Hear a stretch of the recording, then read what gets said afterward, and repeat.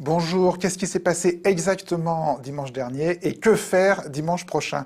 Au beau milieu de la campagne de second tour de cette présidentielle, qui ne ressemble à aucune autre, alors campagne furieuse qui laisse de nombreux électeurs incertains et déchirés, on va s'arrêter sur quelques images, ce qui nous permettra, j'espère, de mettre un peu d'ordre dans les injonctions contradictoires, parfois intérieures d'ailleurs, ces injonctions, qui nous assaillent depuis quelques jours. Alors pour le faire, deux invités, Emmanuel Todt, démographe, historien, qu'on ne présente plus aux abonnés d'Arrêt sur Image, tant il est venu souvent sur ce plateau avec des débatteurs différents, d'ailleurs, dont une émission mémorable avec Jean-Luc Mélenchon, et avec vous, Olivier Tonneau. Alors vous êtes enseignant-chercheur à Cambridge en littérature, vous êtes spécialiste des Lumières, notamment de Pascal et de Diderot, avec un petit détour jusqu'à Robespierre récemment, détour à relier peut-être avec votre engagement chez les Insoumis.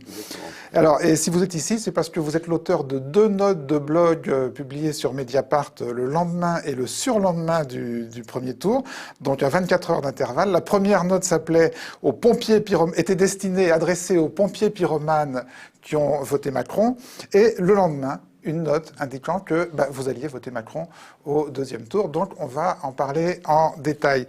Alors, on va déjà revenir sur le premier tour de l'émission avant de se demander ce qu'il faudra faire et ce que vous ferez, et comment vous analysez les choses pour le second tour. Alors, premier tour, donc, qui a vu la qualification de Marine Le Pen et d'Emmanuel Macron. Pour la deuxième fois dans l'histoire électorale française, après donc la présidentielle de 2002, et pourtant dans un état d'esprit tout différent, aussi bien des journalistes que, peut-on penser, d'une partie de la population, comme en témoignent ces deux lancements de deux journaux de 20 heures de David Pujadas, tous deux du lundi suivant le premier tour, donc le lancement de 2002 et le lancement de 2017. L'onde de choc, Jean-Marie Le Pen, sa présence au second tour met la France à la une des journaux du monde entier. À gauche comme à droite, un front républicain est en train de se constituer. Les Verts, le PC, le PS, l'UDF et Démocratie libérale appellent officiellement à voter pour Jacques Chirac. Et puis les manifestations continuent. 30 000 lycéens et étudiants rassemblés aujourd'hui dans les rues d'une vingtaine de villes de France. Comment expliquer cette percée de Jean-Marie Le Pen? Trois questions à Pascal Perrineau, professeur en sciences politiques. Il nous rejoindra tout à l'heure. Bonsoir à tous. Dans l'actualité ce soir, le coup d'envoi de la bataille du second tour dans une France politique chamboulée. Premier déplacement pour Emmanuel Macron qui engrange les soutiens. François Hollande prend parti pour lui. Qui a voté Macron? Le détail avec Guillaume Darel, les analyses de Nathalie Saint-Cric et François Langlais. Marine Le Pen repasse à l'attaque. Elle fustige le front républicain et se présente comme l'alternance à la mondialisation sauvage. Quelle stratégie pour gagner des voix? Comment sortir de l'isolement en ce premier jour de campagne? La candidate est notre invité. Bonsoir et à tout à l'heure. Voilà, j'imagine que chacun d'entre nous autour de cette table, quand il a appris les résultats dimanche soir, s'est remémoré son état d'esprit le 21 avril 2002 lorsqu'il avait appris la qualification de Jean-Marie Le Pen au second tour. Comment pourriez-vous, Olivier Tonneau, comparer les deux états d'esprit dans lesquels vous avez accueilli les deux informations? Alors ça, pour moi, c'est un peu difficile parce que, pour tout vous dire, en 2002, j'étais totalement dépolitisé. J'ai pas voté en 2002 au premier tour. Je me rappelle d'ailleurs très bien, c'était une journée magnifique, la journée du premier tour, et à ce moment-là, je donnais des cours pour des réfugiés asiatiques, des cours de français, jusqu'à 9h le soir. Donc j'ai traversé tout Paris par cette soirée absolument sublime, et c'était désert. Et il y a un moment où vous avez appris. Oui, je suis rentré chez moi, et je me demandais, mais pourquoi il n'y a personne dans les rues? Et tout d'un coup, je vois ça. Et je sais pas, honnêtement, moi j'étais déjà non. À l'époque, ça m'a pas plus concerné que ça en réalité. Maintenant, par contre, ça me concerne beaucoup plus parce qu'entre-temps, moi-même, j'ai beaucoup évolué. Mais voilà, je peux pas dire que tout ça se fait sur fond d'un 2002 traumatique. Quel âge j'avais en 2002? Alors, quel âge j'ai aujourd'hui? J'ai 42 ans bientôt, donc ça me fait... On va enlever 15. Voilà, on va enlever 15. 42 moins 15. 27. Je parle à un prof de littérature. C'est ça. C'est difficile, ça, c'est difficile. Vous aviez 27 ans. Ouais, j'ai 27 ans. Emmanuel Todt, les deux soirées. En fait, là, 2002, le seul truc dont je me souvienne, je me souviens pas d'avoir été secoué, mais c'est anecdotique et et personnel, c'est que j'avais juste avant enregistré un entretien avec Télérama, qui était un truc très général sur la désintégration du système politique français, les classes sociales, etc., que ça devait paraître. Et puis, les gens de Télérama, au vu des résultats électoraux, ont dit « mais c'est une très bonne analyse de ce qui vient de se passer ». On va le publier, et comme le numéro était presque déjà fait, ça a été publié à l'intérieur de la couverture, enfin quelque chose comme ça. Donc je n'ai pas pu être surpris, puisque j'avais fait l'analyse du vote avant que l'élection ait lieu. Vous voyez, c'est un peu comme pour l'histoire de Trump, quoi. Donc j'ai pas... Vous êtes formidable, vous donnez aucune surprise. Non, mais je raconte un truc qui s'est passé. Vous pouvez appeler les gens de Télérama qui maintenant me détestent, mais ils sont forcés de... Vous l'attendiez, c'est-à-dire que le vendredi... C'est-à-dire qu'il y avait une dynamique de désintégration sociale, politique, économique qui menait à ce genre de choses. Donc j'ai pas été surpris. Là, s'il s'agit de contraster... Je dirais que la première chose qui m'a frappé, c'est plutôt ma première impression a plutôt été une impression de stabilité étrange du corps électoral. C'est-à-dire le premier truc que j'ai fait en voyant les résultats, c'était de faire le total européiste. En fait, le total des candidats qui avaient été faire allégeance à Berlin avant même l'élection. Donc j'ai fait le total Macron plus Fillon plus Hamon. Et on était un peu au-dessus de 50% des voix. Donc je me suis dit... Putain, mais c'est juste incroyable. On est un quart de siècle après Maastricht. La société française souffre comme jamais. On est à 10% de chômage structurel. L'échec de l'euro est avéré. Et on obtient au premier tour comme une reconduction du oui à Maastricht. Donc j'ai commencé à me demander, mais pourquoi ? Et je suis allé, finalement, je me suis dit, mais ça doit avoir un rapport avec le vieillissement de la population. C'est parce que le corps électoral n'est plus le même. Et donc, en fait, effectivement, j'ai vérifié, j'ai recherché pour vous, l'âge médian du corps électoral en 92, au moment de Maastricht, c'était 36,4 ans. Et maintenant, c'est 41,2. Alors l'âge médian, si on peut, en deux mots, c'est pas l'âge moyen. La moitié des gens en plus, la moitié des gens. Mais pour les âges, la différence ne serait pas cruciale avec l'âge moyen. Et donc je me suis dit, ben voilà, c'est ça. En fait, l'histoire de France maintenant, c'est une sorte de course de vitesse entre la colère qui monte et le vieillissement qui monte aussi, puisque les personnes âgées, je n'insulte plus personne, puisque moi, dans 15 jours, je suis à la retraite. Donc les gens comme moi, nous sommes de plus en plus paisibles, nous avons de plus en plus peur. C'est-à-dire que si la colère n'arrive pas à rattraper le vieillissement, en gros, rien ne changera jamais. Rien ne changera jamais électoralement, c'est ça? C'est-à-dire, ça va être un peu... Si, les choses ont changé, parce que je pense, moi, je voudrais vraiment aborder les choses comme chercheur qui ne comprend pas très bien ce qui se passe, fondamentalement. Donc vraiment... Non, mais je crois qu'il faut, quand on est dans des basculements historiques, le mec qui prétend qu'il comprend tout de suite, pour moi, est enfermé.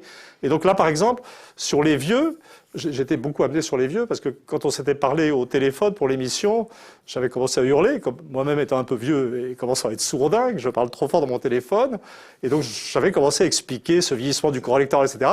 Et j'étais dans le 68, entouré d'un océan de vieilles dames, et j'ai failli me faire lyncher. Dans le 68, le bus. Le bus, oui, et donc j'ai failli me faire lyncher. Donc ça m'a amené à réfléchir, donc j'étais là à dire, non mais vous savez, je suis comme vous. Je suis vieux. Voilà, je suis vieux, il n'y a pas d'insulte.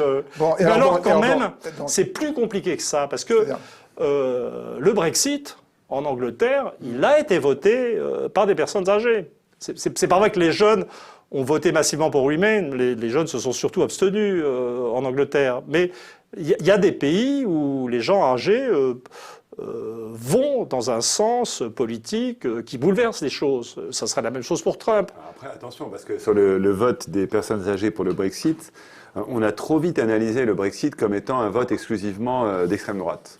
Or, il y a 4 millions de voix pour UKIP aux élections générales de l'année précédente, le parti, voilà.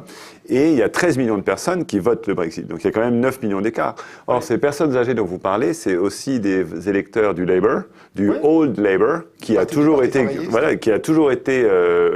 critique de l'Europe pour d'excellentes raisons, pour toutes les raisons qui sont validées aujourd'hui. Donc c'est aussi un vote de gauche assez fort. Absolument. Mais là, c'est le problème. Au-delà des catégories gauche-droite, c'est la question de savoir est-ce que parce qu'on a plus de 60 ou 65 ans, on est condamné à ne plus bouger politiquement. Et en fait, quand on est dans le comparatif, on se rend compte que les personnes âgées en France ont un comportement politique spécifiquement conservateur et qui, je crois, enfin, là où j'en suis maintenant, vient du fait qu'on est dans la zone euro et qu'en fait, on leur dit sans arrêt, si vous votez la sortie de l'euro, c'est-à-dire si vous suivez des gens comme Le Pen ou implicitement Mélenchon, les mecs, on va vous sucrer vos pensions. C'est-à-dire, on va vous ruiner. Et donc, en fait, je pense que le problème des personnes âgées en France, c'est pas tellement qu'elles sont intrinsèquement plus conservatrices, c'est qu'en fait, elles ont été privées du droit de vote. Puisque Oui. on vous dit, si vous votez pas bien, si le pays bascule dans autre chose, on va sortir, le franc va être dévalué, vous allez perdre vos... etc. Non, mais il y a peut-être aussi, voilà, mais comme vous le dites, il y a peut-être aussi simplement un phénomène économique, c'est-à-dire que les personnes âgées sont plus riches et détiennent un patrimoine plus important par définition que les jeunes, et donc ont davantage à perdre en cas de sortie de l'euro. Voilà. Ça, oui, mais le fait est que le comportement, les personnes âgées aux États-Unis et en Angleterre sont également privilégiées. C'est-à-dire le phénomène de compression des revenus de la jeunesse existe dans la plupart des démocraties occidentales, sauf en Australie, pour des raisons qui m'échappent complètement, et en Allemagne, mais en Allemagne, ils ne fabriquent pas de jeunes, puisqu'ils ont une fécondité très basse. Donc c'est un phénomène absolument universel, et les vieux privilégiés, etc., c'est un phénomène, c'est un universel aussi, mais ça induit pas les mêmes comportements conservateurs partout. Donc si je vous comprends bien, aux États-Unis et en Grande-Bretagne, pour reprendre votre image de la course entre la colère et le vieillissement, donc la course est en train de gagner, la colère est en train de gagner la course sur le vieillissement, tandis qu'en France, la colère court pas assez vite pour rattraper le vieillissement. Est-ce que c'est bien ça ? Oui, alors, enfin, j'aime bien cette image de course. Oui, c'est une belle image, mais j'aimerais pouvoir dire que je comprends tout, et c'est pas vrai. C'est-à-dire que il y a des phénomènes différents. Alors d'abord, les deux phénomènes qui rendent la comparaison entre la France et le monde anglo-américain difficile, c'est d'abord que le monde anglo-américain a 30 ans d'avance, surtout les États-Unis, en termes de développement éducatif, de développement des niveaux de vie, d'entrée en stagnation éducative. Donc ils sont... D'entrée en stagnation éducative ? Oui, c'est-à-dire que les États-Unis, tous les pays sont en train d'entrer en stagnation éducative. C'est quoi la stagnation éducative ? C'est-à-dire qu'on a vécu, je suis désolé, on a vécu après la guerre un développement extrêmement rapide de l'éducation supérieure, qui s'est arrêté en fait aux États-Unis, si on suit les cohortes, les générations les unes après les autres, qui a commencé à s'arrêter entre 65 et 70, donc c'est très ancien comme phénomène. En France, ça a commencé en 95, c'est-à-dire qu'on s'est aperçu que la proportion d'une certaine tranche d'âge qui ferait des études supérieures, ça ne serait pas 100%, et que ça allait, aux États-Unis, c'est quelque part, selon les indicateurs, entre 30 et 35%. Et donc il y a une sorte de stratification de la population selon l'éducation, qui pour moi est le facteur majeur d'explication des nouveaux clivages, en fait. Alors, pour rejoindre votre analyse, ce qui est vrai, c'est que les électorats et de Le Pen et de Mélenchon sont des électorats particulièrement jeunes. Oui. Les deux, je ne sais pas si vous avez des... Oui, c'est-à-dire que là, j'ai le sorti des urnes de l'IFOP et bien entendu, oui, tout à fait. Bon, c'est même pas la peine de donner les chiffres, hein, c'est des évidences. Voilà. Et alors, de la jeunesse de cet électorat de Mélenchon, on a déjà parlé dans cette émission et on a eu des illustrations particulièrement éloquentes avec la percée formidable que Mélenchon et la campagne des Insoumis ont fait sur Internet et notamment sur YouTube. Oui. Alors, je voudrais vous montrer un extrait de Mélenchon sur YouTube. Je voudrais remercier tous ceux qui nous ont fait l'amitié de commentaires, de conseils. Depuis la dernière fois, la chaîne YouTube qui porte ces revues est devenue la première chaîne politique du pays. Bon, les amis, on a encore changé de décor, c'est parce qu'on change de pièce et tout le monde est en train de faire des réglages pour essayer que ce soit meilleur, moins jaune, plus blanc, plus bleu. Enfin, je comprends rien à tout ça. Mais bon, enfin, on a changé d'endroit, donc soyez pas surpris. Ah oui, Je dois aussi un merci particulier au forum 18-25 ans de jeuxvideo.com, parce qu'ils ont dit des choses sympas pour moi. Donc, moi, à mon tour, je dis vive le forum 18-25 ans de jeuxvideo.com. Alors, où est la poule, où est l'œuf? Est-ce que c'est parce qu'il est très bon sur YouTube que du coup il fait une percée incroyable dans la jeunesse et dans le forum 18-25, enfin on a déjà parlé dans cette émission, ou est-ce que c'est parce que l'électorat jeune est particulièrement réceptif au discours de Mélenchon qu'il y arrive? Vous avez une opinion sur le sujet? Oui, ben, je pense que c'est parce que les jeunes sont réceptifs. En fait, une façon assez simple de le démontrer, c'est que pour le coup, il faut rendre même au diable ce qui lui revient. Le premier parti à avoir investi l'Internet et les réseaux sociaux, c'est le Front National. Même notre super jeu vidéo Fiscal Combat, j'ai réalisé en lisant un bouquin qui s'appelle La Fachosphère, qui en fait, il y avait eu un jeu du Front National sur le même modèle auparavant. Donc quand les deux dispositifs à peu près similaires sont mis en place et que c'est le nôtre qui marche le mieux, c'est que pour le coup, c'est du côté du public que ça se passe. Oui, enfin, comment dire, les électorats sont... C'est vrai que le premier truc qui sort, c'est le clivage selon l'âge. Donc on avait l'électorat caricatural, c'était l'électorat de Fillon, qui était un électorat de vieux aisés, en fait, avec près de 40% des... Je ne sais plus si c'était les plus de 60 ou plus de 65 ans qui votaient Fillon. Et puis, bon, l'électorat de Macron, il est assez homogène en termes de groupe d'âge, mais avec un gradient quand même qui va de 23% chez les plus jeunes à 27% pour les plus âgés. C'est-à-dire qu'il y a un petit gradient âge quand même. Un gradient, c'est Pas une évolution... une courbe. Oui, une ascension. D'accord. Gradation. Une gradation. Une gradation. Ouais. Une gradation. Une gradation. Une gradation. Voilà, donc l'électorat de Macron est pas du tout spécifiquement jeune, et s'il est spécifiquement quelque chose, c'est un peu plus vieux que jeune. Pas tellement, pas tellement. Les électorats de Mélenchon et Le Pen étaient fortement biaisés côté jeunes et avec un gros déficit côté personnes âgées.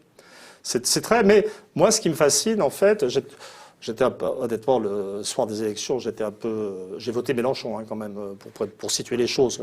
C'est bien, c'est on bien. est entre nous, là. Donc, au départ, mais j'ai voté Mélenchon, en fait, sans y croire. Moi, finalement, je me suis assez mal tenu, moi, avec Mélenchon. Ça fait des années, j'ai même, que je me suis foutu de sa gueule. C'était, mais fondamentalement. Discrètement, enfin, je veux dire, ça. Oui, ça, puis on voilà. a discuté ici très aimablement. Voilà. Mais je me souviens de l'avoir traité de Gugus un jour sur une radio. Et Vous regrettez? ça sert à rien de regretter. Si, ça sert Non, à quelque chose. je pense que l'avenir est plus important que le passé. Donc, On voit des images d'ailleurs. Oui, mais là, ici, c'était sympa. Ici, c'était sympa, mais je dirais. Ça avait l'air assez véhément. Hein, Oui, mais dans mon souvenir.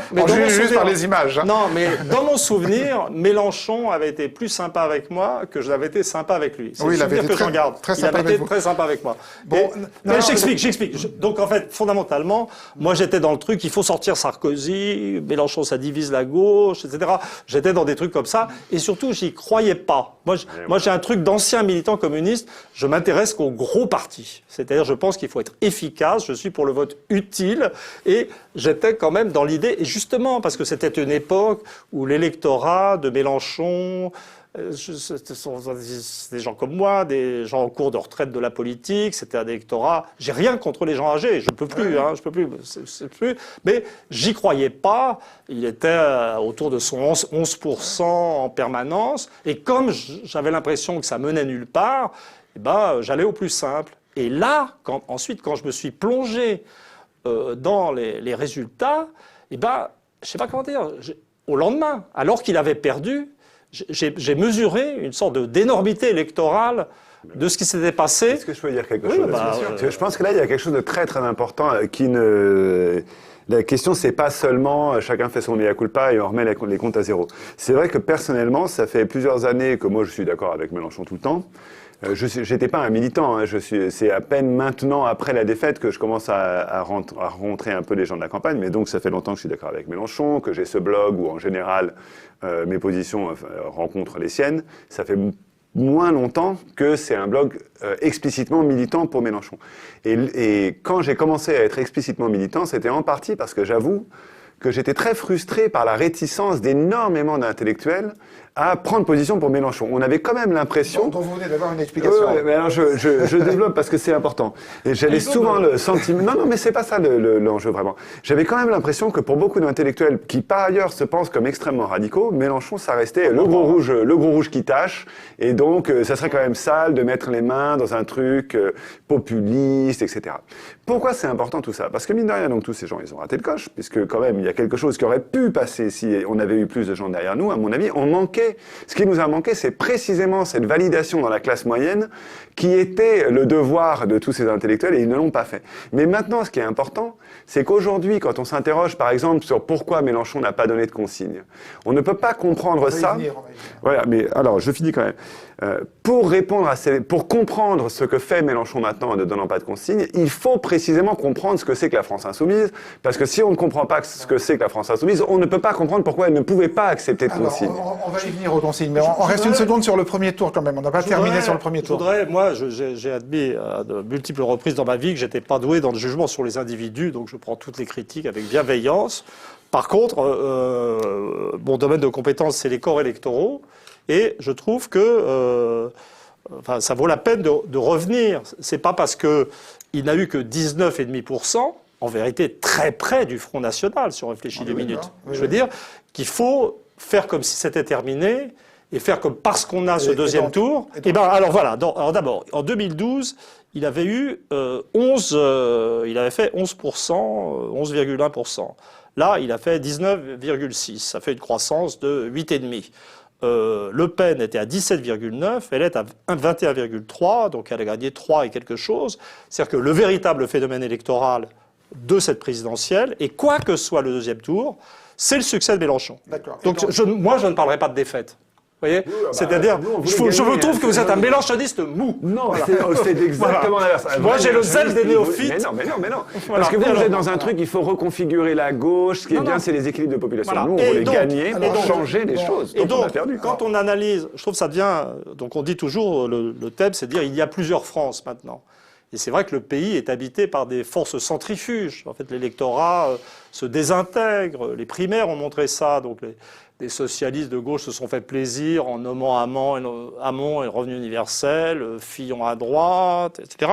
Puis alors maintenant, ce qu'essaye de nous vendre le journal Le Monde, c'est l'opposition des deux France, la France d'en haut, la France d'en bas.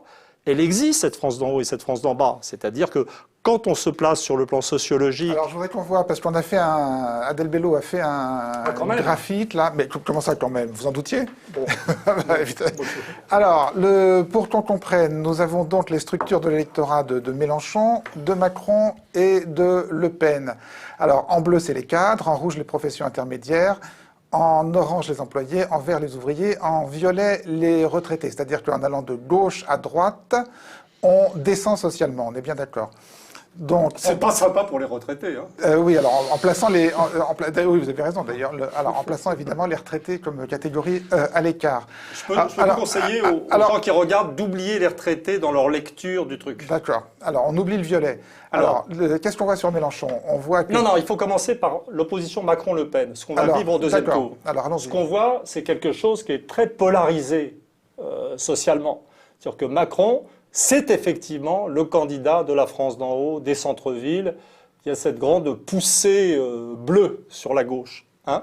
Et puis Le Pen, c'est effectivement la candidate du monde ouvrier, grosse truc verte d'un autre côté. Et puis au contraire, ça descend sur le bleu, c'est-à-dire plus on monte dans la structure sociale, plus ça baisse. Macron, c'est le contraire. Et Mélenchon, donc... Et ben c'est ça que je trouve tout à fait intéressant. C'est le candidat interclassiste, en fait. C'est-à-dire qu'il est, et d'ailleurs son meilleur score, je pense qu'on n'a pas exactement les mêmes trucs. Ça, c'est pas les... Ça, c'est le attendez. Mais vous les avez pris, vous, vos chiffres? Parce que moi, sur mes chiffres, il a fait son meilleur score dans les professions intermédiaires, et ça, et là, ça dépasse ça. Bon, enfin, c'est pas grave. Bon, de toute façon, ce qui est caractéristique du vote Mélenchon, c'est qu'il est... c'est Mélenchon, le vote des vraies classes moyennes. Et c'est Mélenchon dont l'axe, il y a des ouvriers, il a piqué des ouvriers quand même au Front National, c'est probablement pas en majorité des ouvriers des zones du Nord complètement frontisées, etc., donc c'est pas les mêmes ouvriers, Mais contrairement au Front National, il n'a pas un énorme déficit de professions intellectuelles et cadres supérieurs. Et puis, il a cet axe central de professions intermédiaires. Alors, donc, si je faisais une conversion tardive et inutile au mélenchonisme, je dirais qu'en fait, il n'y a pas deux France. Il y a la France d'hier, qui, avec ce Front National qui n'a pas tellement progressé, hein, et puis cette France... Qui a un peu progressé quand même, puisque... Un petit peu, voilà, et puis cette France d'en haut, je pense qu'on va en reparler, qui a réussi à produire le phénomène Macron, et puis on est censé être forcé de choisir en ces deux trucs-là, mais le vrai phénomène de la dernière présidentielle, c'est l'émergence d'une troisième France, en fait. Une France qui est à la fois contre les régulations libérales, la dérégulation libérale, contre l'Europe, nationale, mais inclusive. Contre l'UE, soyons précis, parce que c'est quand même très important. Ça, c'est la petite faiblesse de Mélenchon ou des mélenchonistes. Mais si vous allez voter Macron au deuxième tour, vous avez des petites faiblesses. N'anticipons pas. Juste un truc, vous dites, c'est le véritable vainqueur. Non, j'ai pas dit ça, je suis pas fou. Si, vous dites le véritable événement. événement électoral, c'est Mélenchon.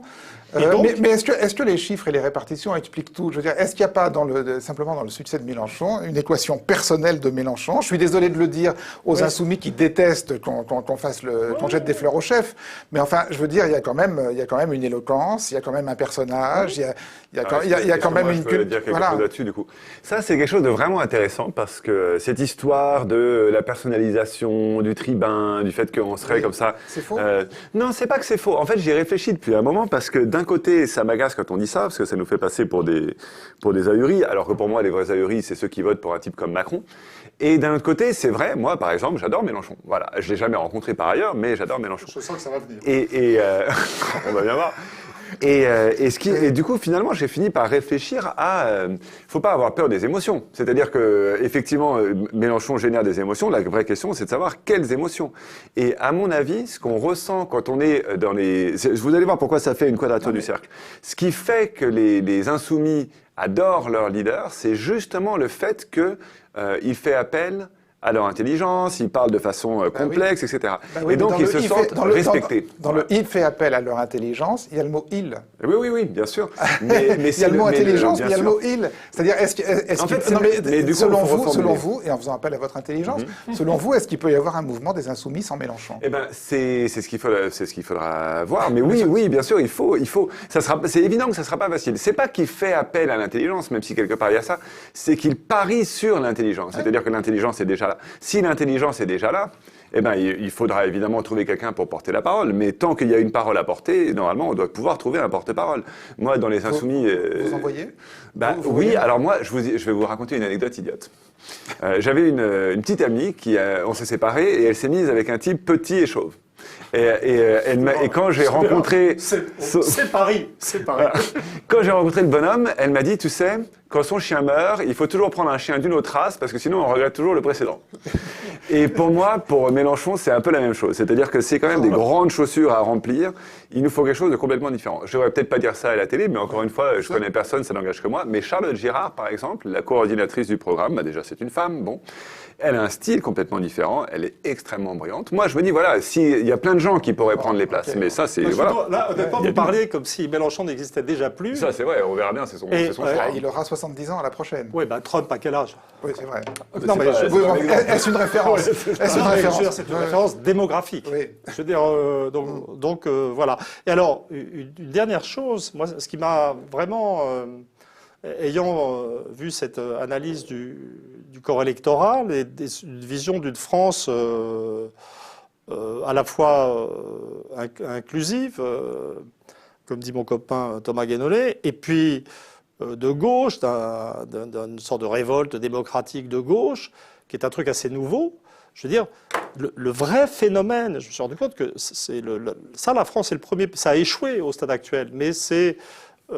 encore que Sanders, c'est quelque chose un peu du même ordre, mais on a vu jusqu'à présent, on s'habituait à voir que toutes les révoltes anti-système qui fonctionnaient sur le plan électoral était avec une mécanique xénophobe. En fait, que le ressort de la révolte, que la révolte ne pouvait pas se passer de la xénophobie. Et j'invite les Français à réfléchir sur ce que ça a de positif, de constater que dans notre pays, on a un sursaut anti-système, etc., qui ne s'appuie pas sur la xénophobie. Et c'est impossible... En même temps, Emmanuel Todd, pardonnez-moi de vous rappeler qu'il y a eu pendant des décennies et des décennies un parti qui était à 30 puis 20% des voix dans ce pays, qui s'appelait le Parti communiste, et qui était d'une certaine façon un parti anti-système qui ne s'appuyait pas sur la xénophobie. Donc, mais absolument, mais... moi, je ne suis que dans les 30 dernières années, dans la disparition du communisme, dans une sorte de mouvement... C'est plutôt un retour à une situation antérieure, en fait. On ne peut pas dire ça parce que le pays a tellement changé, la classe ouvrière a été laminée, la structure éducative maintenant est très inégalitaire. C'est-à-dire qu'il y a vraiment les gens qui ont fait des études supérieures, il y a des gens qui ont des formations moyennes. On est dans un autre monde. C'est toujours la France.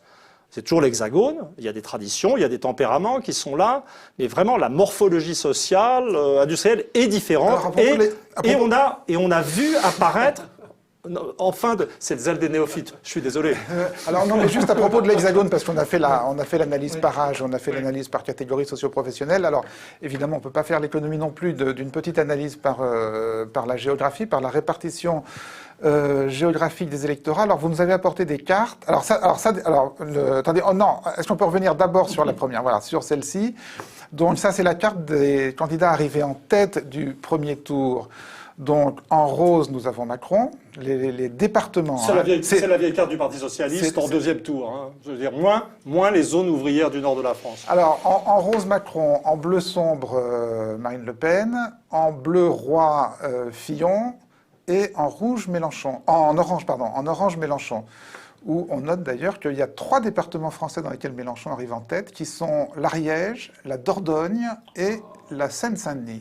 Non mais ça, c'est-à-dire dans le vote Mélenchon, il y a 2 choses. C'est-à-dire qu'il y a le passé de gauche de la France, et puis il y a les jeunes. C'est-à-dire c'est comme la vieille France de gauche qui effectivement semble passer le bâton à quelque chose d'autre. L'Ariège, en 1936, c'est le département qui a le voté le plus à gauche pour le Front populaire. C'était au-dessus de 90%. La Dordogne, ça fait partie de la diagonale post-communiste du Massif central. Et la Seine-Saint-Denis, c'est la Seine-Saint-Denis. Et pourtant, on n'a pas de... alors, je ne connais pas l'Ariège, mais on n'a pas de l'Ariège l'image d'un département particulièrement ouvrier, mais on se trompe peut-être. Je veux dire, la carte politique de la France n'a jamais été définie par la présence des ouvriers. C'est un truc sur lequel on avait travaillé avec le Braz. Il y a des tempéraments régionaux. Non, mais l'Ariège, par exemple, qui est c'est un département mélenchonien isolé au milieu d'un sud-ouest macroniste et à sa droite les Pyrénées-Orientales et au-dessus c'est le péniste. Pourquoi l'Ariège? Non, mais l'Ariège, je peux vous faire un truc. C'est une région de famille souche. Sérieux? Oui, c'est une région de famille souche, mais c'est une région de déchristianisation spécifique, ancienne, particulière. Mais ce département-là spécifique. L'Ariège, en 1936, est le département qui a le plus voté à gauche. D'accord. Et alors, ce qui est intéressant, et c'est ce que vous nous avez apporté, c'est de superposer donc cette carte à la carte de l'industrialisation et de la désindustrialisation du pays. Donc à gauche, c'est la carte de l'industrie en 1968. C'est le moment où il y avait le plus d'industrie et d'ouvriers en France. C'est-à-dire plus c'est sombre, le plus c'est industriel. Voilà, c'est ça. Et à droite, c'est 2008. Et c'est-à-dire, c'est ce qui reste, c'est la même échelle de teinte. C'est-à-dire qu'en fait, la vieille carte n'existe plus. Donc si on faisait une soustraction, si on voulait mesurer la chute des effectifs industriels, ça ressemblerait beaucoup à la carte de gauche, en fait. Et maintenant, c'est marrant. C'est-à-dire que même des départements comme ceux de l'Ouest, crypto-fillonistes, ont quelques ouvriers. Voilà, donc en fait, il n'y a plus de base... Et alors maintenant, donc, si on peut superposer cette carte industrielle et la carte électorale qu'on voyait au début, on voit donc que ce que vous voulez montrer, c'est que la carte du vote Le Pen épouse la carte de la désindustrialisation. Je pense c'est pas si simple. C'est-à-dire que quand on regarde l'implantation du vote Le Pen, il y a ça, mais il faut bien voir que la carte de la désindustrialisation recoupe 2 autres cartes. C'est-à-dire qu'il y avait la carte de l'immigration, en fait, notamment maghrébine, de la présence d'immigrés dans les... présence d'immigrés qui forcément avaient un rapport avec la carte de l'industrie, puisqu'on les avait fait venir pour travailler dans l'industrie. Alors là, la déconnexion s'est faite. Il n'y a plus de rapport entre le vote Le Pen et la présence de gens d'origine maghrébine. Ça s'est complètement déconnecté. Mais il y a aussi des éléments culturels plus profonds de l'histoire de France. C'est que le Grand Est du bassin parisien, vous voyez bien que ça va plus loin que l'industrie. En fait, si vous allez vers l'ouest, ça va au-delà.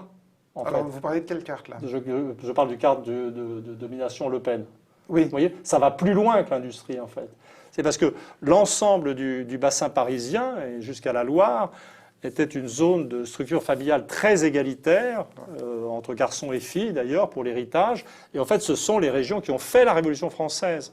C'est-à-dire que, comme la façade méditerranéenne, c'est des régions de déchristianisation dès le milieu du XVIIIe siècle.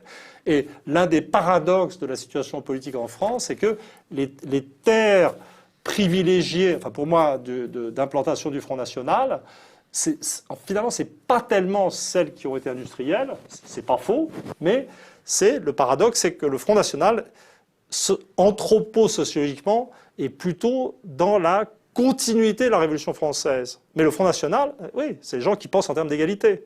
Donc c'est une conception perverse de l'égalité. C'est-à-dire d'un côté... Le Front National pense en termes d'égalité. Je veux dire, le Front National va, je dis pervers, parce que la composante xénophobe est fondamentale, et bien entendu, la définition, non pas simplement de l'étranger, mais du français d'origine musulmane comme pas vraiment français, c'est une sacrée entorse au principe d'égalité. Mais le Front National, c'est les mecs qui sont capables de dire merde aux dominants.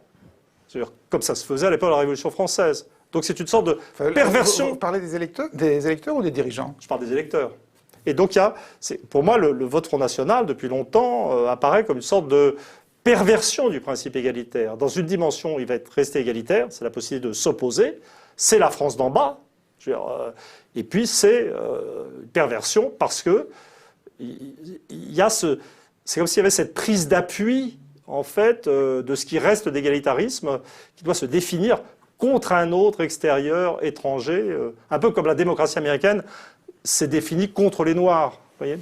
Donc, une réaction à ce que vous venez d'entendre? Non. Non, mais vous êtes pas, c'est bien. On n'est pas obligé, on peut tout à fait passer à la suite. Donc, voilà. alors voilà, cette analyse du premier tour étant faite, on va en venir maintenant aux conclusions qu'on peut essayer. Il faut quand même rappeler ce qu'est Macron en termes d'analyse électorale. Ouais, donc. Je crois.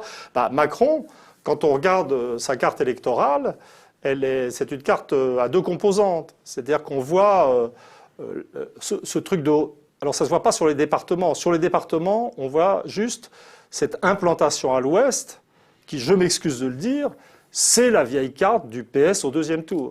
C'est-à-dire que Macron est vraiment dans une dimension, dans la continuité du PS. Ça ne se voit pas dans les départements, mais on peut essayer de le voir sur les communes, parce que la carte du vote par commune est aussi extrêmement intéressante. Ah, sans lunettes, je ne vais pas y arriver. Hein. Ben, mettez-les. Non, mais c'est pas les bonnes. Ah merde. J'ai perdu les bonnes. Mais vous avez là aussi. Voilà. Oui, bon, d'accord. Oui, alors ça va être élégant. En tout cas, je vais me réconcilier avec tous les gens qui pensent que je parle trop des vieux comme un problème. Voilà. Alors, donc... Oui, c'est ça. Donc, on voit beaucoup plus la région parisienne. Alors, Adèle Bello vous la grossit, la carte Macron. Ça, c'est la répartition par commune. Hein. Oui, c'est bon. Mais, donc, le vote Macron, c'est une empreinte PS au niveau régional. C'est-à-dire... Et la France qui n'a pas de problème, c'était l'un des paradoxes de la vieille carte PS, avec la Bretagne, tout l'Ouest, etc. Et puis, ça a été noté 1000 fois, je dirais la carte de la France d'en haut, c'est-à-dire la carte des centres-villes, avec les cadres supérieurs, professeurs intellectuels et cadres supérieurs. C'est carte que c'est la France d'en haut. Non, mais cette carte, je ne sais pas pourquoi, on le voit moins bien que sur la carte du monde que j'ai là. Ah bon, alors on va prendre la carte du monde. Alors, attendez. Voilà. On va zoomer sur la carte du monde, si on peut le faire. Ça, c'est quoi? Alors ça, non mais tout le monde dans une discussion inutile parce que tout le monde est d'accord. Bon, non mais c'est quand même pas inutile d'expliquer. Voilà, on zoome sur la carte du monde. Là, voilà. Donc, qu'est-ce qu'on voit sur la carte du monde? Eh ben, on voit par exemple la région parisienne, macroniste, à un degré où elle n'a jamais été de gauche, etc. D'accord. Donc le vote Macron. C'est un vote d'éduqués supérieurs, de gens qui n'ont pas de problème, plus ultra-socialiste. Et le plus rigolo, ce qu'on trouve dans ce sorti des urnes, c'est que, en termes de profession, Macron, le libéral... Ça, on l'a dit sur le... oui, mais il fait son meilleur score chez les salariés d'une entreprise publique. Alors moi, je voudrais quand même... Ce qui veut bien dire que le vote Macron, c'est le vote des gens qui n'ont pas de problème. Ouais. Alors c'est rigolo, c'est une amie qui me disait ce matin qu'elle était tombée sur une étude, donc malheureusement j'aurais pas la source, qui disait que jusqu'à un temps donné dans le passé, les classes supérieures étaient plus cultivées et les classes inférieures l'étaient moins. Et que chez les cadres supérieurs, il y avait un renversement de ça, puisque de toute façon, ils bossent tellement, ils rentrent à la maison, ils sont cramés, ils regardent que des séries télé, alors que les gens qui sont plus bas ont plus de culture. J'insiste sur ça. On va chercher cette étude parce qu'il faut se méfier des... faut se méfier des fake news. Hein. D'accord. Ça a été l'élection des fake news. C'était pas une fake news. Mais en tout cas, pour moi, ce qui est certain, c'est que ça correspond à un ressenti. J'ai fait des débats préélectoraux avec des représentants d'En Marche. J'ai été sidéré par l'ignorance totale de ces gens et par leur inculture. Par exemple, ce qu'il y a de plus fou chez Macron, c'est l'usage intransitif de verbes qui n'ont de sens que quand ils sont transitifs. Par exemple, la France qui fait, la France qui ose. Et eux sont arrivés à un tel point de décérébration qu'ils gobent ça. Alors que si vous allez chez les Insoumis, vous aurez des conversations intéressantes. Donc je ne sais pas si l'étude fonderait ça. C'est militant. Non. Quand on regarde les électorats, non mais c'est pas la peine de...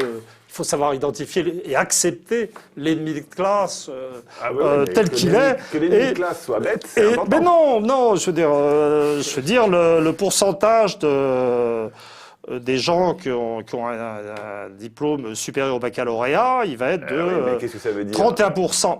On est d'accord, mais 31% chez Macron, il va être de 18% chez Mélenchon et de 13% au FN. Oui, mais là, vous ratez tout quand vous dites ça, parce que vous ne prenez pas en compte justement ce qui se passe dans la vie d'une personne après son diplôme, quand il est dans un certain style de vie qui aujourd'hui est mauvais pour la tête. C'est pas bon pour la tête aujourd'hui d'être cadre supérieur. Pour moi, ça c'est certain. Oui, d'accord, mais là, comment dire, il faut limiter l'objet qu'on étudie. On cherche à comprendre les comportements électoraux. Pour moi, c'est très important. important. On constate. Là, vous êtes dans une sorte de jugement métaphysique absolu sur la valeur des gens. Et ben, il faut... Et non chiffré, si je puis me permettre. Oui, non chiffré. On est quand même à la limite du café du commerce. Je suis pas d'accord. Non. Disons que c'est une intuition qui est fondée sur des faits. Et alors, il faudra faire des trucs pour voir si elle se Je suis vérifie. extrêmement troublé Mais il y a dans un quelque chose débat là. où je suis le mec raisonnable. Je suis pris à contre-pied. Pour moi, c'est tout à fait important ce que je veux dire. Et ce ne sont pas des jugements à l'emporte-pièce ni le café du commerce. Il faut regarder les images du meeting de Macron à Bercy et se demander comment un truc aussi absurde peut paraître acceptable aux gens en face. Là, il y a quelque chose qui demande Vous êtes ici à Arrêt sur Image et on apprend à se méfier des images. Non, mais là, je crois qu'on parle de deux choses différentes. C'est-à-dire que si on analyse le phénomène Macron, il y a plusieurs étages. Il y a d'abord l'étage des mecs qui ont eu l'idée de fabriquer Macron, à commencer par Collomb, le maire de Lyon. Et donc, autour de Macron, jeune, avec ses dents et tout ça, il y a la collection de vieux la plus extraordinaire. Ça a été recensé par je ne sais plus quel journal. Responsable politique, vous voulez dire. C'est-à-dire, c'est un jeune au milieu de vieux crabes. Mais c'est marrant parce que vous mettez les politiques en premier, alors que les adversaires de Macron disent... Non, mais vous les citez en premier quand même, mais je vais descendre, j'essaie de alors que les adversaires de Macron disent quand même, avant tout, c'est une créature de la banque et de la finance. Mais vous placez quand même les politiques en premier. Voilà, non, mais je m'apprêtais plus tard à parler de la banque, mais là, je me suis fait cueillir à froid. Mais c'est parce que j'essayais de... C'est probablement parce que je connais plus de politiques que de banquiers, donc ça m'est plus facile. Donc ensuite, il y a la strate des groupies. Et alors là, pour moi, c'est cela dont vous parliez. Alors là, je pense qu'on peut tomber d'accord. Pour moi, c'est pas tellement qu'ils sont bêtes, c'est juste un mystère. C'est joker. Et pour moi... On est confronté. Si j'allais faire de la recherche, mais qui vous appelle les groupies ? C'est qui les groupies ? Tous les mecs qui, moi, quand j'entends Macron, un t-shirt bleu, un t-shirt rose, un t-shirt bleu. Non, mais quand j'entends Macron, personnellement, je ne trouve pas du tout antipathique comme personne.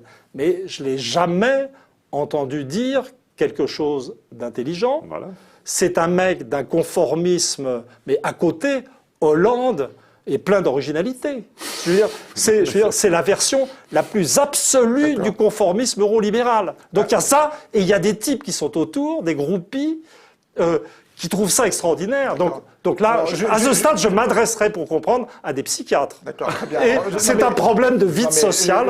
Et puis, juste une question, excusez-moi, à ce oui. stade quand même, je suis obligé de vous la poser. Donc, Oui. quelle est votre explication personnelle du fait qu'il soit arrivé en tête du fait qu'il ait pulvérisé la droite, la gauche, et qu'il soit arrivé en tête du premier tour? Là, j'attends. Et au-dessous, Oui. il y a les électorats qui sont les grosses masses et qui sont, pour moi, ce qui m'intéresse. Donc l'électorat PS, si je sais bien. Et l'électorat supérieur, je dis éducation supérieure en un sens neutre. Je me souviens d'avoir fait une conférence en disant que les éduqués supérieurs se faisaient des idées quand ils pensaient être supérieurs. Voilà. Mais ces éduqués supérieurs, avec des privilèges, etc., stabilité de l'emploi, etc., représentent maintenant dans les villes, etc., des masses considérables.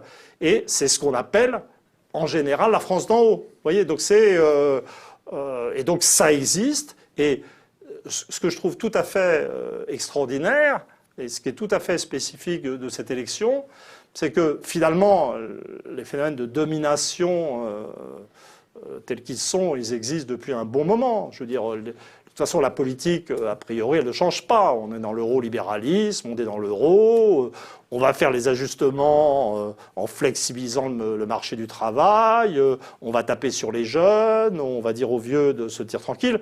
En fait, rien n'a changé. Mais depuis, je dirais, le traité de 2005, où les gens ont voté contre, les gens d'en haut, les chefs de la France d'en haut,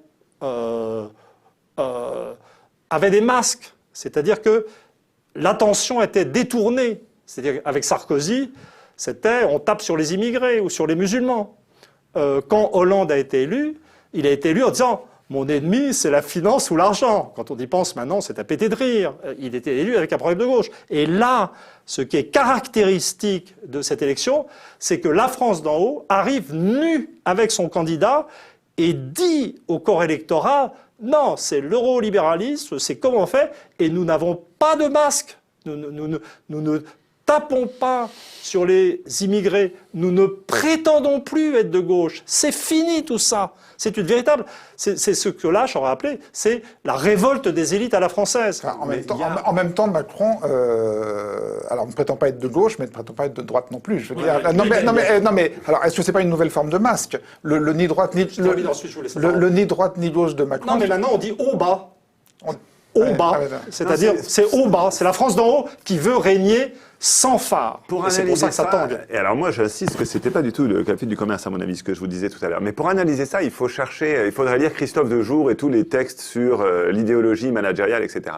Pour moi, dans un contexte où on a la classe qui est attachée à ce consensus europhile, etc., se sent un peu en banqueroute idéologique.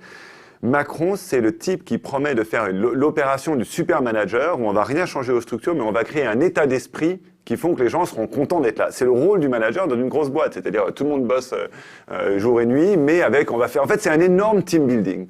Et les gens qui ont voté pour Macron, c'est des gens qui croient aux vertus du team building. Parce que quand on regarde sa rhétorique, voilà, par exemple, la France qui ose, et avec ce vide du oser quoi, c'est typique du management. Donc c'est pas étonnant que des gens qui sont cadres supérieurs vivent ça toute leur vie, toute la journée, et se reconnaissent dans ce discours-là. On passe au second tour. Alors, donc, le soir du premier tour, on va revenir à Mélenchon, après ce détour par Macron. Donc, le soir du premier tour, je voudrais qu'on écoute un extrait de la déclaration de Jean-Luc Mélenchon. Le résultat annoncé depuis le début de la soirée n'est pas celui que nous espérions. En toute hypothèse, ce ne sera pas celui qui a été annoncé qui sera le bon. En effet, le ministère de l'Intérieur a réservé sa déclaration jusqu'à ce soir minuit. Bien sûr, d'ici là, médiacrates et oligarques jubilent.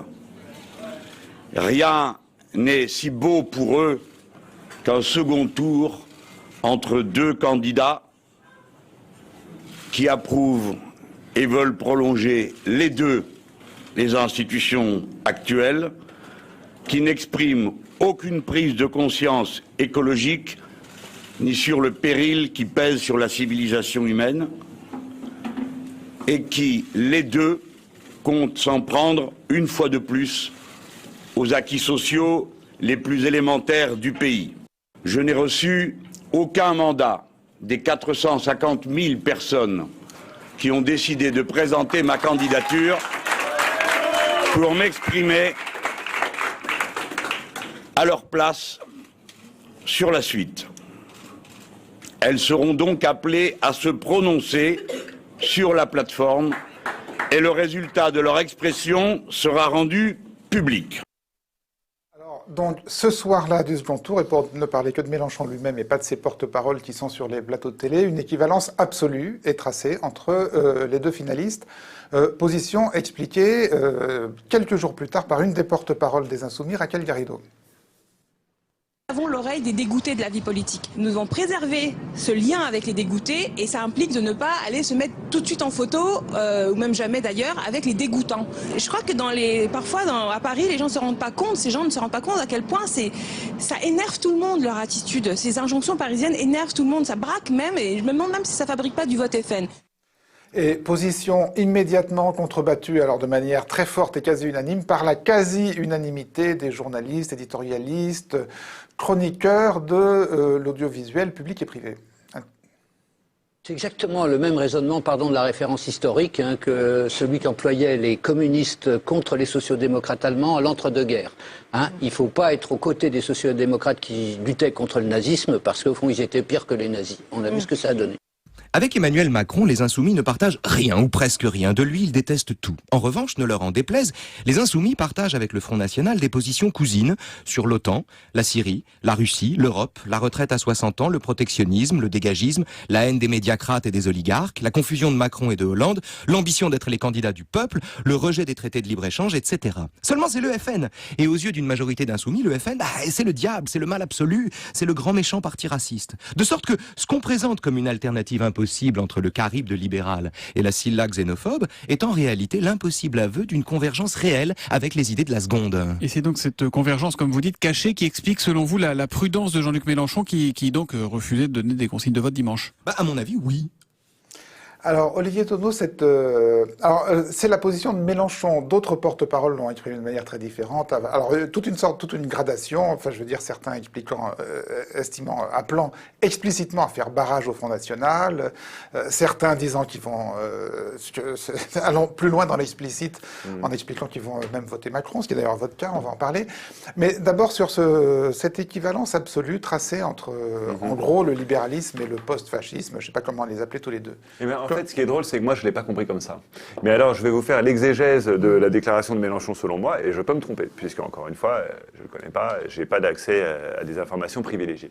Pour moi, quand on est Jean-Luc Mélenchon, qu'on a porté le combat contre le Front National toute sa vie, et que le 18 mars, on a fait un discours place de la République, où il a égrené les articles de la Constitution de la Ve République pour mettre en évidence les pouvoirs exorbitants que cette Constitution donnerait à un chef de l'État, et il a conclu en disant « il faut voter pour nous », parce qu'il faut qu'on change cette Constitution avant qu'elle tombe dans les mains du Front National. Quand on est Jean-Luc Mélenchon avec ça derrière soi, et qu'on dit, et c'est pas dans votre extrait, je n'ai reçu aucun mandat pour m'exprimer au nom des personnes qui...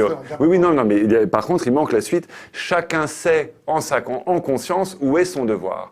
Pour moi, honnêtement, cette phrase, en fait, elle fait tellement fortement écho justement à ce qu'il avait dit en 2002 et puis en 2012 que moi, j'ai eu aucun doute que, bien entendu, j'irais voter Macron. Expliquez-vous qu'il ne l'ait pas rappelé explicitement, alors ça, c'est l'autre question. Le dimanche soir. Ça, c'est l'autre question. Je pense que de fait, encore une fois, je peux me tromper, il n'y avait peut-être pas de consigne explicite, mais de fait, il y a quelque chose qui est indicible à dire...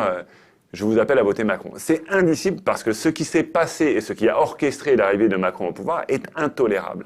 Et donc, de fait, moi, dans mon billet de blog, je finissais par Andromaque qui accepte d'épouser Pyrrhus pour sauver son fils. Et un lecteur m'a répondu Andromaque très bien, mais il y a aussi Antigone. Et effectivement, les deux positions se comprennent. Donc, alors, je pense que vous pouvez juste pour le et donc Antigone, les décérébrés macroniens qui nous écoutent, rappeler Andromaque et Antigone. Et ben voilà, donc Andromaque, c'est celle qui se résout à un mal pour éviter un plus grand mal, et Antigone, c'est celle qui dit en aucun cas je ne ferai le mal et le monde peut s'effondrer, moi j'aurai ma conscience pour moi. Et je pense que c'est bien, c'est utile, ça va me permettre de me structurer culturellement dans le contexte. Et donc de fait, je pense que c'est tellement scandaleux, tellement choquant ce à quoi on est mis, ce à quoi on est confronté et qui a été orchestré, que le plus qu'on puisse dire, c'est renvoyer chacun à sa conscience. Qu'est-ce qu'il y a de particulièrement scandaleux dans le fait que Macron soit sélectionné pour le second tour? Alors, qu'est-ce qu'il y a de plus indicible à dire aujourd'hui, j'appelle à voter Macron, qu'à dire en 2002, j'appelle à voter Chirac? Puisque je rappelle que Mélenchon lui-même, en 2002, avait appelé à voter Chirac. Parce que, d'une part, il y a eu le fait qu'il y a eu la fabrication Macron. Je pense qu'on n'a pas besoin d'entrer dans le détail, mais vraiment, tout a été fait pour bombarder ce type au deuxième tour. Mais d'autre part, et c'est plus important, il y a eu la fabrication Le Pen. Alors qu'en 2002, c'était un peu quand même un coup de tonnerre. La gauche était fracturée, donc on pouvait dire que c'était un accident de la gauche parce qu'il y avait eu toutes ces candidatures, et voilà Le Pen. Donc face à ce coup de tonnerre dont on n'avait pas le sentiment qu'il avait été voulu, eh bien, il y avait ce réflexe, ok, maintenant on colmate les brèches et on vote Le Pen, on vote Chirac. Vous ne vous y intéressiez pas en 2002, vous nous l'avez dit au début de l'émission. C'est ce que j'ai... Mais je veux dire, en 2002, si je peux me permettre de vous le rappeler, on disait exactement la même chose du vote Le Pen. On disait, c'est les médias qui ont fabriqué l'ascension de Le Pen, à force de faire une campagne sur l'insécurité, de monter en épingle les faits divers, etc. On disait la même chose. D'accord. Mais là, il y a donc, bon, il me semble que quand même c'est encore plus clair, et surtout pour les Insoumis, parce que moi j'ai écrit un billet de blog qui avait énormément tourné il y a quelques mois sur l'émission, le passage de Mélenchon à l'émission de Pujadas. J'avais appelé ça « Conjurer Mélenchon par Le Pen, le jeu dangereux de Pujadas et sa clique ». Et ça avait beaucoup tourné, donc ça, comme toujours quand quelque chose fonctionne, même quand par exemple Mélenchon fonctionne, ça ne veut pas dire qu'on crée l'opinion, ça veut dire qu'on rencontre l'opinion. Donc les gens avaient été choqués. Et ce que j'ai essayé d'expliquer dans ce billet, c'est que pour écraser Mélenchon, on mettait cette équivalence constante entre Mélenchon et Le Pen, qui faisait mécaniquement voter Le Pen. Il y a cette question, il y a un truc quand même fou qui s'est passé pendant 5 ans, qui était que Le Pen, pour racoler l'électorat ouvrier, nous a tout piqué, ce qui n'a jamais été dit. Par contre, à nous, on nous disait toujours, mais vous copiez Le Pen. Les journalistes n'avaient qu'à être factuels pour dire à Le Pen, oui, maintenant vous êtes de nouveau pour la retraite à 60 ans, mais c'était pas le cas il y a une semaine, vous copiez Mélenchon. C'était un fait, et immédiatement, ça nous ramenait de l'électorat. Au contraire, ils faisaient l'inverse. Et donc, je finis juste parce que c'est important, pour moi, l'équivalence Mélenchon-Le Pen, qui a toujours été faite, elle servait à décrédibiliser Mélenchon auprès des classes moyennes, parce que si c'est comme Le Pen, eh bien c'est intouchable comme Le Pen, et à crédibiliser Le Pen auprès des classes populaires. Non mais ça c'est l'équivalence du premier tour. Moi je voudrais vous interroger sur l'équivalence du second tour, c'est-à-dire l'équivalence que fait Mélenchon entre Macron... Je ne pense pas qu'il fasse d'équivalence. Mélenchon. Il souligne les points communs, mais il ne dit à aucun moment c'est la même chose.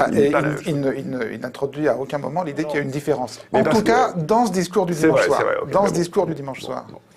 Moi, je l'ai entendu assez différemment des journalistes, ce discours. Pour moi, ce moment où Mélenchon n'a pas foncé dans le piège du désistement républicain...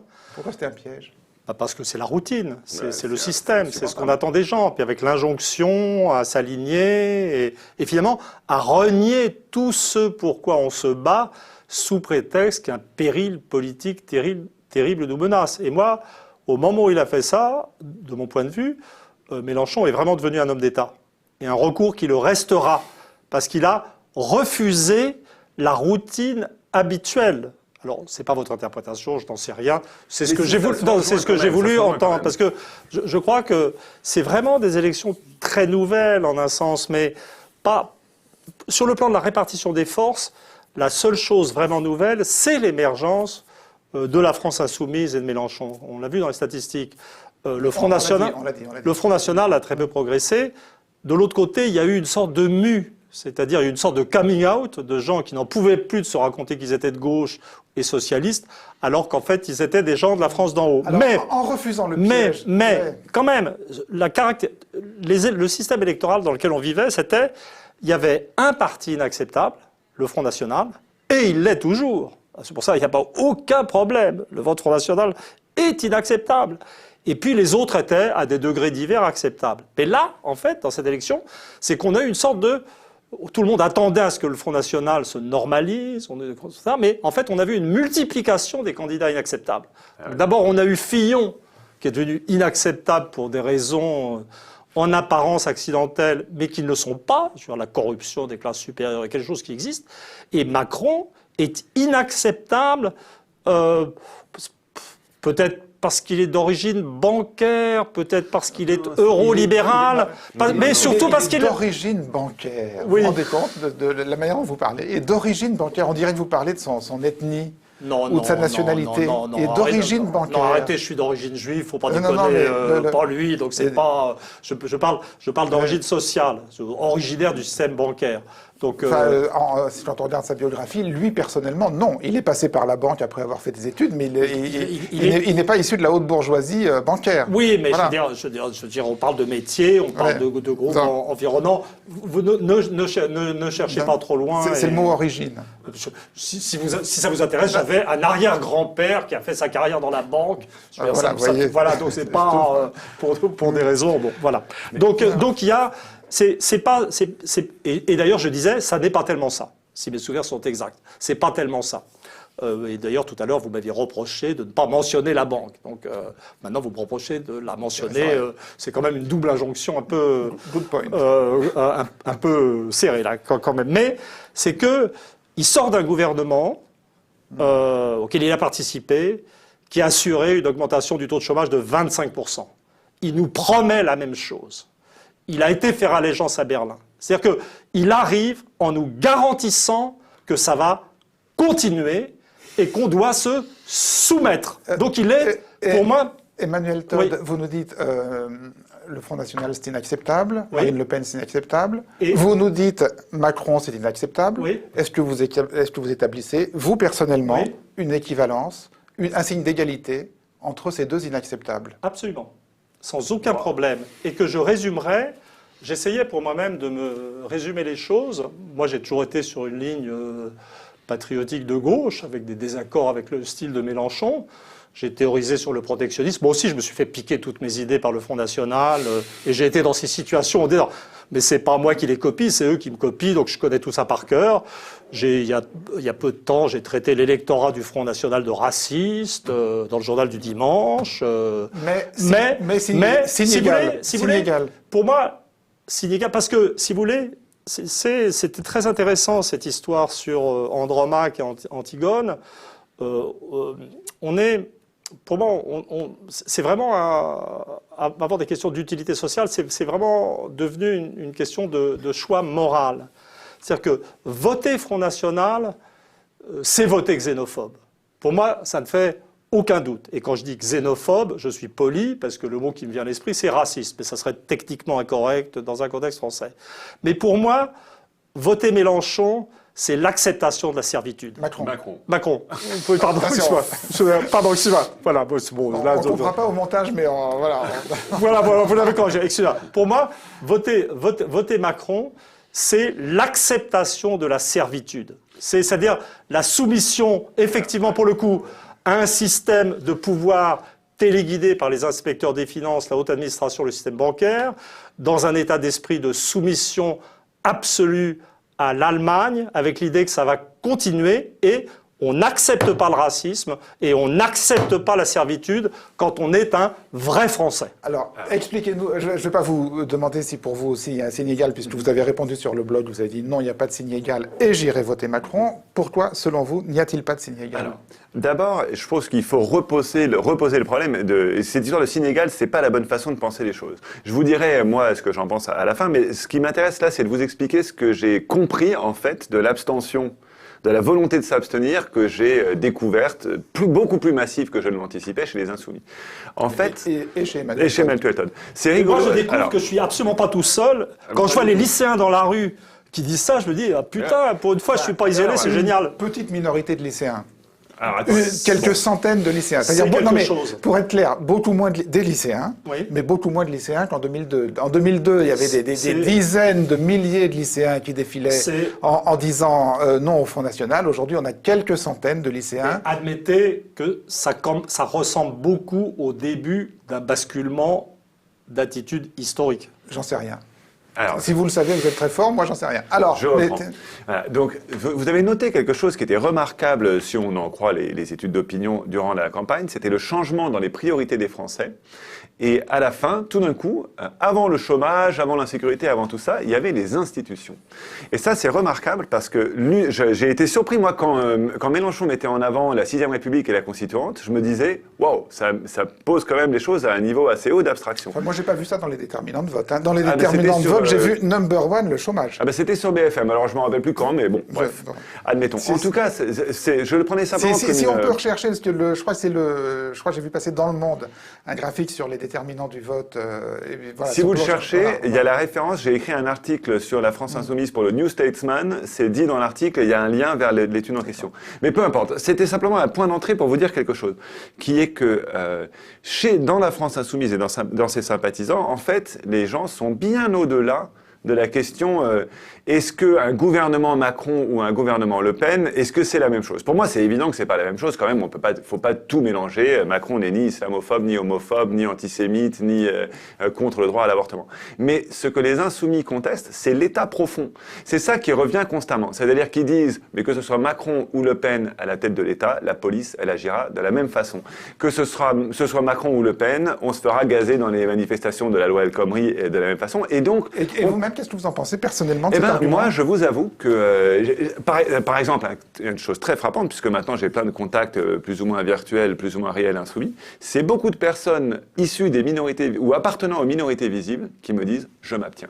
Non, mais je vous demande pas ce que les gens vous disent, je vous demande ce que vous en pensez vous. Oui, bien sûr, mais tant qu'on n'a pas compris ce que les gens nous disent, on n'a pas envie de se presser d'en comprendre quelque chose. Et alors maintenant que vous avez compris, qu'est-ce que vous en pensez vous? Je vous dis justement, j'en sais rien. C'est-à-dire que pour moi, mais par exemple, sur cet exemple très particulier, la police, qui est intéressant, vous pensez pas que les gens qu'on nomme à la tête de la police, les gens qu'un président Macron ou qu'une présidente Le Pen nommerait à la tête de la police, nommerait à la tête de la justice, nommerait à la tête de la gendarmerie, exercent une influence? Mais déjà, l'enquête sur la mort de Rémi Fraisse a été enterrée par l'actuel ministre de l'Intérieur. Qu'est-ce que peut faire pire un ministre nommé par Marine Le Pen? L'affaire Théo, 10 fois pire, 100 fois pire. Alors moi, comment dire, ma position, c'est que quand bien même il ne resterait qu'une feuille de papier à cigarette entre Macron et Le Pen, ça vaudrait toujours la peine de voter Macron.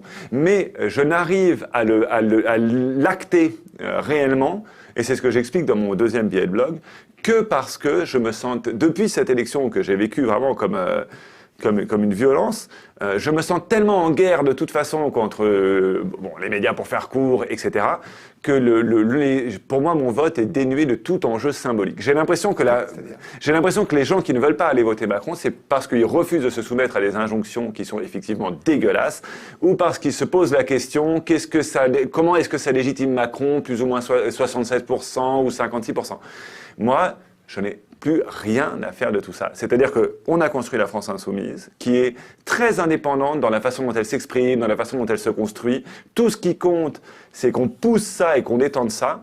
Et tout ce que pourront dire les journalistes de ce que j'ai fait ou pas fait, ça m'intéresse plus. Du coup, c'est pour moi, aller voter Macron, c'est comme si je vais au supermarché, je prends le produit qui coûte 12 € plutôt que celui qui coûte 12,80 €, même s'il n'y a que 80 centimes de différence. Ouais. Donc je le fais, voilà. Ouais, mais je crois que vous sous-estimez la valeur symbolique des choses. C'est-à-dire que moi, j'ai réfléchi sur la thématique de la France insoumise, et vraiment, j'ai réfléchi de l'extérieur, en fait, et j'ai pas... on ne peut pas dire que j'étais très passionné par cette campagne. Et en fait, je n'attends pas le deuxième tour avec beaucoup d'angoisse ou beaucoup de passion. En tant qu'historien, je n'ai pas très peur de toutes les choses qui peuvent se passer. Attendez, Emmanuel Todd, juste, parce qu'on vient de trouver donc les déterminants. Alors, le schéma il n'y a pas les institutions. Hein, donc, je ne sais pas d'où venaient vos chiffres, je suis désolé. Mais c'est pas la bonne étude. Comment ça, c'est pas la bonne étude? Les enjeux du vote de l'élection présidentielle, quels sont parmi les suivants les 3 thèmes qui compteront le plus dans votre choix de vote dimanche? Pour l'ensemble des électeurs, pouvoir d'achat 27, immigration 26, chômage 25... Mais la question des institutions n'est pas posée dans ce questionnaire, donc on ne peut pas avoir la réponse à l'importance des institutions. Il faudrait aller rechercher dans l'article du New Statesman qui s'intitule « How Jean-Luc Mélenchon built a resistance ». Et vous verrez, vous aurez le lien vers l'enquête. Alors, Adèle Bello va y foncer. Pardon de vous avoir interrompu. C'est qu'en fait, c'est très intéressant ce que vous dites, mais quand même, je veux dire, vous allez un peu vite en besogne quand vous semblez partir du principe que Macron n'est pas une menace pour la démocratie. On est quand même dans un pays où l'oligarchie dirigeante, c'est presque pléonasmique de dire ça, s'est assise sur le résultat du référendum de 2005. Non, on est dans un pays où les députés socialistes ne s'intéressent plus, etc. Donc il y a un risque pour la démocratie avec le Front National, et je pense tout à fait qu'il y a un risque pour la démocratie avec Macron, parce que si les gens d'en haut arrivent à faire élire leurs choses à nu, c'est-à-dire sans prétendre, mais ils vont avoir une tête comme un chou-fleur. Tout va être permis. Tout va être permis. Et on peut tout à fait imaginer un monde dans lequel, la prochaine fois, plus d'élections avec Macron. C'est ça que vous ne voyez pas. Et je terminerai sur votre cas. C'est que vous pouvez retourner les choses dans tous les sens que vous voulez sur le plan conceptuel. Je suis ravi de me voir catégorisé dans... Moi, je suis côté Antigone, hein, dans votre typologie. Mais la vérité, c'est que voter Macron, j'essaye de ne plus me tromper là, au deuxième tour, pour les gens de la France insoumise, dont je n'étais pas, donc je regardais, c'est un rituel de soumission. C'est-à-dire qu'en fait, vous acceptez de vous soumettre. Non. Et c'est pour ça que c'est très difficile pour les gens de la France insoumise, parce qu'on leur... L'injonction, vous devez vous soumettre. C'est vrai. Alors, d'ailleurs, sur le risque pour la démocratie, vous dites qu'il y a un risque avec Le Pen, il y a un risque avec Macron. C'est en termes de probabilité ou même de délai. Ce sont des risques, selon vous, équivalents. C'est de nature différente et fondamentalement, je ne me sens pas capable de vraiment complètement les évaluer. C'est-à-dire qu'on est dans une situation historique nouvelle, on est dans l'histoire. On est dans une histoire qui se fait, on est dans une histoire européenne qui tourne très mal, on est dans un système où il ne faut quand même pas oublier que ce n'est pas nous les patrons, c'est quand même en Allemagne que ça se décide et que les gens de notre classe dirigeante sont des gens qui essentiellement fonctionnent en accord ou en obéissant aux Allemands. Je veux dire, les Grecs ne fonctionnent plus en démocratie. Ils votent, tout le monde s'en fout. Les Italiens, les Espagnols, ils appliquent des... Donc, nous, on a un petit traitement de faveur dans le système parce que les Allemands savent que si les Français se tiennent tranquilles, ils contrôlent bien tout le système. Mais donc, il y a quelque chose de mystérieux et d'opaque. Et la réalité, c'est que si Macron est élu, on ne sait même pas ce qu'il va devenir, Macron, parce qu'on ne sait pas vraiment qui il est. Je veux dire, on pourrait même avoir une surprise extraordinairement positive. On ne sait pas, en fait, qui est ce type. Mais la vérité, c'est que élire Macron, si on élit Macron, on élit notre représentant à Berlin. On n'élit pas un président de la République française. Dans l'euro, il n'a pas de pouvoir. Donc, mais honnêtement, je ne suis pas capable. C'est là que je dis, il faut être chercheur, il faut être lucide, il faut admettre quand on ne comprend pas. Et il y a des risques, c'est évident, puisque ce que propose le Front National... C'est une sorte de, c'est ce qu'on appelle une démocratie ethnique, en fait. C'est le retour à la démocratie, mais sur une base ethnique. C'est totalement inacceptable. Mais peut-être que ce que propose Macron, c'est une sortie de la démocratie pour aller vers des formules oligarchiques où de plus en plus les gens de la France périphérique, la France d'en bas, quand ils votent, on s'en fout. C'est aussi la fin de la démocratie. Je voudrais juste vous poser une question. Alors pour vous, voilà, vous nous dites qu'il y a des risques des deux côtés, etc. Oui. Est-ce qu'il n'y a pas une catégorie de personnes pour qui les risques sont beaucoup plus forts et beaucoup plus immédiats en cas d'élection de Le Pen, qui sont par exemple en France les immigrés ou les migrants? Je voudrais vous montrer un dessin qui a beaucoup circulé sur les réseaux sociaux depuis le premier tour. C'est un dessin de Jules qui est paru dans l'Humanité. Donc on a l'abstentionniste. Marine Le Pen a été élue, mais au moins je n'ai pas voté pour un banquier, dit l'abstentionniste. Et on a deux têtes qui dépassent de la vague. C'est quoi voter et c'est quoi un banquier? Oui, mais si vous voulez, cette histoire disons, les enfants de l'immigration, les Français... Ou les migrants, d'ailleurs. C'est pas pareil. Ou les sans-papiers. Non, c'est pas pareil. C'est-à-dire que les enfants, on a une notion de citoyenneté. Moi, je suis un immigrationniste raisonnable, modéré.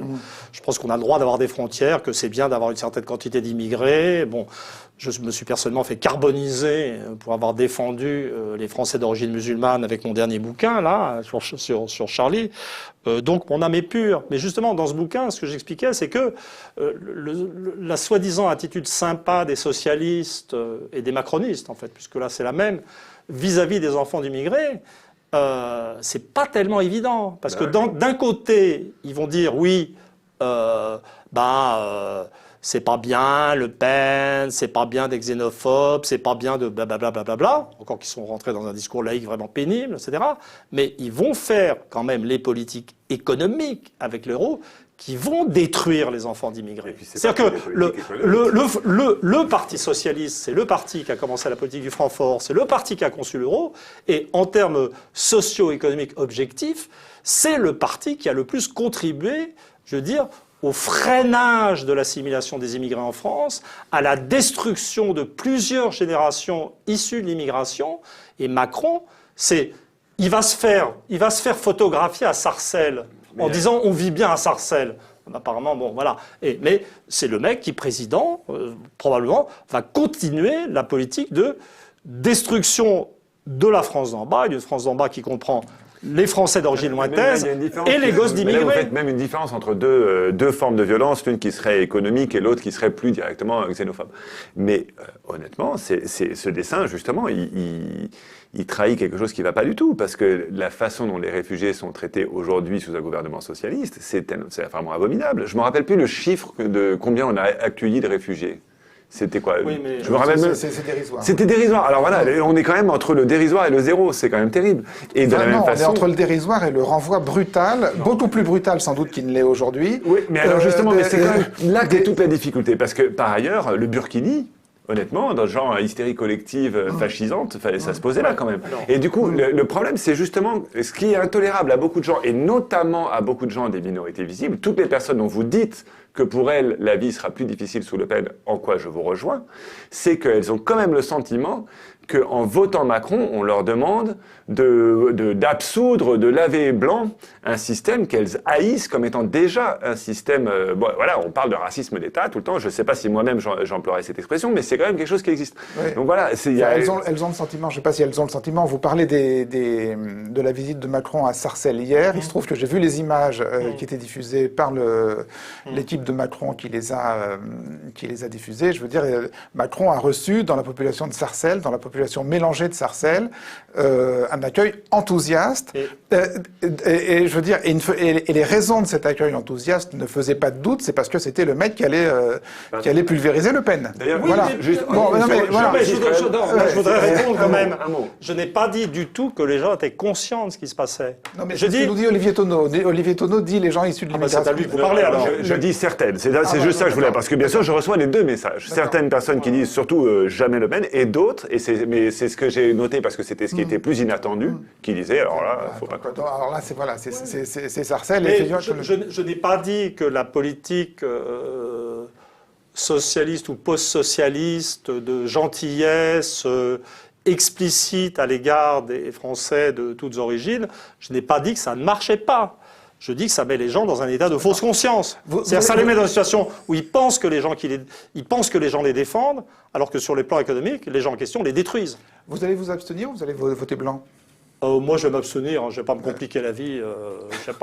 Et puis, si vous voulez, je veux dire, il y a des gens, il y a des du bulletin blanc, mais au moins, si on s'abstient, les gens sont sûrs que vous n'avez voté pour personne. Alors, je vous montrer un autre dessin, c'est un dessin de Pessin qui est paru dans Slate.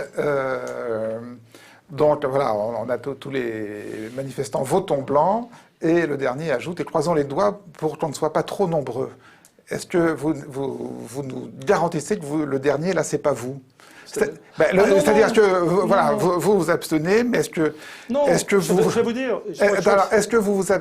pour préciser ma question, est-ce que vous abstenez dans la certitude que de toute façon Marine Le Pen ne sera pas élue, ou est-ce que vous abstenez en prenant le risque que Marine Le Pen soit élue? Je vous donne d'abord mon attitude de chercheur, ensuite mon attitude de citoyen. Là, je parle aux citoyens. Je pense que la probabilité pour que Marine Le Pen soit élue reste faible.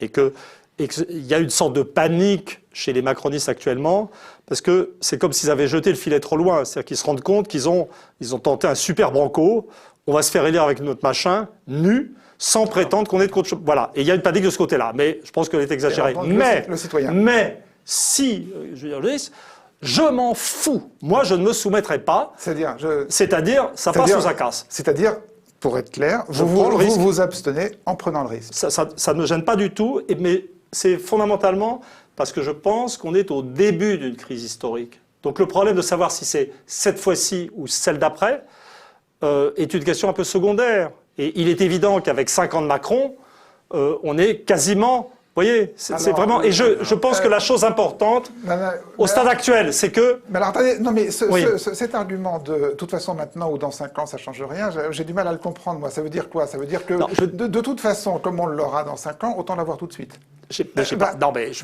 Là, vous me faites dire des trucs que je n'ai pas dit. J'ai dit... Alors, de toute façon, je veux dire quand même... il faut quand même pas déconner. Si les gens pensent en termes d'avertissement et de barrage, il y a les législatives. Donc en fait, on n'est pas dans un système à un seul temps. C'est-à-dire qu'il y a un oral de rattrapage. Si les gens ne sont pas contents, si ça tourne trop mal. Donc je reconnais que voilà. Vous pourriez aller et pour le coup à l'oral de rattrapage. Mais là, vous pourriez aller vous rattraper. On n'y est pas. On n'y est pas. C'est-à-dire que, par exemple, mon attitude actuelle, je n'aurais jamais imaginé, avant le premier tour, que le résultat de ce premier tour m'intéresse. C'est-à-dire, moi, je suis allé voter Mélenchon. Je crois que j'avais dit que j'hésitais entre Mélenchon et Dupont-Aignan. Hein, vraiment... Voilà, oui, mais ça, vous ne pouvez pas comprendre, mais quand on se soumet, on ne peut pas comprendre. Voilà. Donc, vous n'avez jamais eu en face de vous quelqu'un de vraiment dur politiquement. Et donc là, je viens de prendre conscience. Pour moi, l'urgence, le truc vraiment important, c'est j'ai cru sentir dans les données électorales l'émergence d'une autre France. Qui serait défini en fait par le taux d'abstention là, et c'est ça qu'il faut préserver. Et d'ailleurs, quel que soit le président élu, plus le taux d'abstention sera élevé, moins il se sentira capable de faire ce qu'il veut. J'espère que les gens mesurent. Mais vous plaisantez. Mais pas du tout. Une fois qu'il sera élu, il sera élu. Et le taux d'abstention sera un souvenir historique. Mais non. Vous ne voyez pas. Vous ne voyez pas que le pays entre dans une crise de longue durée. Ça ne fait que commencer. Alors, non, mais sur le soumis, déjà, sur le soumis, je pense qu'il ne vous a pas échappé que le déterminant premier du vote d'Emmanuel... C'est l'insoumission, justement. Non, c'est l'Europe. C'est l'Europe, la souveraineté et la soumission à Berlin, alors que j'ai l'impression que le vote déterminant premier à vous, c'est avant tout le social. Non. Je ne peux pas faire tout le programme de la France insoumise ici, mais ce que je voudrais répondre à Todd et essayer d'expliquer moi ma position. Pour moi... en fait, c'est quand même évident qu'il n'y a absolument rien à gagner à avoir Le Pen au pouvoir, donc on va virer les fachos, comme je disais dans mon papier, comme on sort les poubelles. Mais ceci posé, qui pour moi n'a jamais fait de doute, ce qui m'a effectivement fasciné, c'est l'intensité du désir d'abstention, et c'est pour ça que ça m'intéresse, et de fait, je suis prêt à le comprendre, et j'accepte. J'ai pas de problème avec cette position. Mais moi, en fait, je regarde un coup plus loin. C'est-à-dire que dans mon article, je fais le contraste entre des gens qui veulent qu'on fasse barrage au Front National et la France Insoumise qui combat le Front National et qui donc l'a même fait reculer. Moi, la seule chose qui m'intéresse, ou plutôt la chose qui m'intéresse le plus, c'est cette perspective longue, c'est-à-dire de continuer ce combat réel contre le Front National que la France Insoumise s'est révélée capable de mener.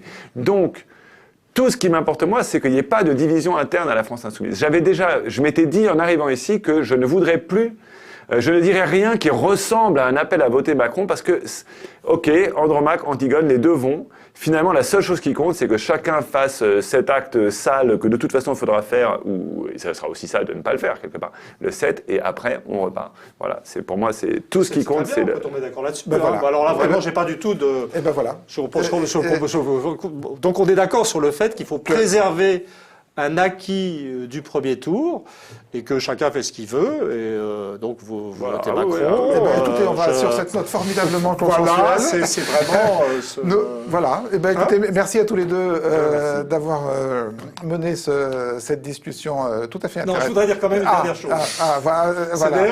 Le type qui va avoir le dernier mot, toujours. Ah non, pas du tout. Non, mais il peut faire pareil. C'est que, quand même, je ne sais pas pourquoi, je vais m'abstenir dans la joie. Je veux dire, c'est un bonheur pour moi de transgresser et de prendre ce que vous considérez un risque, etc. Parce que ça me donne un sentiment de liberté particulier. Vous n'arriverez jamais à grandir, vous. Même retraité. Hein. Ah bah non, de toute façon, j'ai atteint le stade du retour en enfance. Là. Ouais, voilà. Merci pour cette discussion. Merci de nous avoir suivis. À la semaine prochaine.